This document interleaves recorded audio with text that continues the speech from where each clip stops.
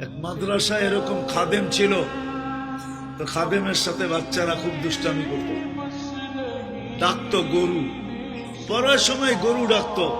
তো ও ছিল একটু সাদা সিধা, সহজ সরল, একটু হাবলা টাইপের, তো বেশি মাথায় নিত না। আবার দেখবেন হাবলা মানুষ চেতলে কিন্তু খবর আছে।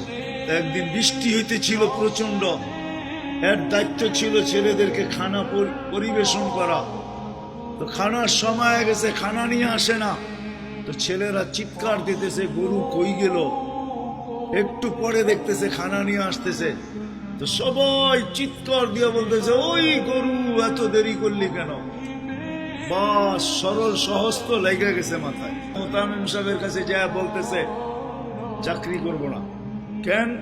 বাড়ি মাদ্রাসায় যেটি পালেন এটি সব দেয়া দাও। সবসময় গরু বলে শোয়া গেছি, আজকেও গরু বলতেছি। মোতামিম সাহেব বুঝছে সরল সহজ মানুষ চেতলে তো এরমই চেতে গেছে গা সিধা বাড়িতে। রাত্র ৩টার সময় আসতেছে, আয়সা মোহতামিম সাহেবের দরজায় খটখটাইতেছে, জিজ্ঞাসা করছে কে? হুজুর আসছি। কি জন্য? চাকরি করবো।